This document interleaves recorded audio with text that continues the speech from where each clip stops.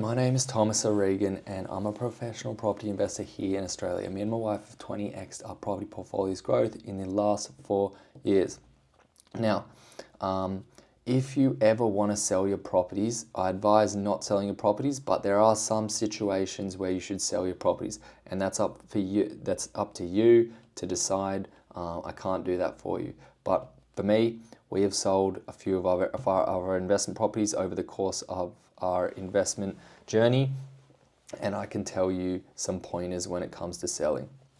When it comes to selling, you want to obviously you want to find the best sales agent you possibly can to sell your properties. Now, the best sales agent you can possibly find will be an agent that operates within your area. They know the area where they are selling the property very well. They know the history of the market, and they have a lot of reviews from recent transactions that they have been doing. So if you're in Australia and you jump on realestate.com, I would filter the area that you're in, then filter the properties that are similar to yours. Like, for example, if you're selling a 3 to a 4 bedroom house, I would filter those properties. If you're selling an apartment that's a 1 to 2 bedroom apartment, I would filter that. And then I would look at who's sold the most properties, and you can see this on realestate.com, who has sold the most properties in the area in the last year or 2 years or 3 years or 4 years or whatever. That person will generally be the best sales agent in the area. Now, you'd want to probably find the best 3 or 5 sales agents in your area to make that to do the sale for you. One of the things that is critical when it comes to selling a property is marketing.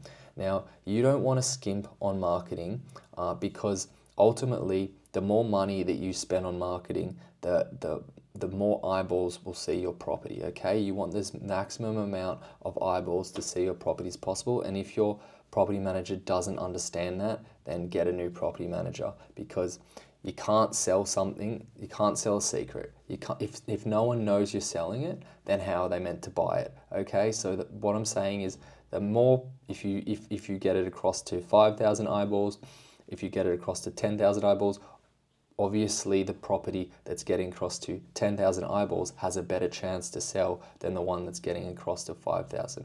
Now, the reason why you want to get as much eyeballs on it as possible, because that will create competition when it comes to the buyer pool. So there'll be more potential buyers, and that will push up the price further. If you skimp on marketing and you can only attract one buyer in the space of, say, 3 weeks, then you have no chance. Your sales agent has to be pretty goddamn good at negotiating to get a good deal there. And if they're negotiating too hard, there's just a better chance of them losing their potential buyer than anything else. Whereas on the flip side, if they just had more buyers to begin with, by getting more eyeballs, by spending more money on marketing, they could easily get a much higher price for you. Now, there's 2 different types of markets you can sell in. You could be selling in a soft market or a hot market. Now, I would most definitely recommend to only sell in a hot market. If you sell in a soft market, you are going to be so disappointed. I can't even describe to you how disappointed you'll be. It's going to be devastating. I've sold in a cold market, and whatever price you think you're going to get, just take a big chunk out of that, and that's probably where the buyers are going to land. Unfortunately, that's just the way it is. So ideally, I would just sell in a hot market. And usually what happens in a hot market is, whatever price you think it is, you'll probably get more than that. That's why I much prefer to sell in a hot market, okay? Another thing to consider is, if you sell in a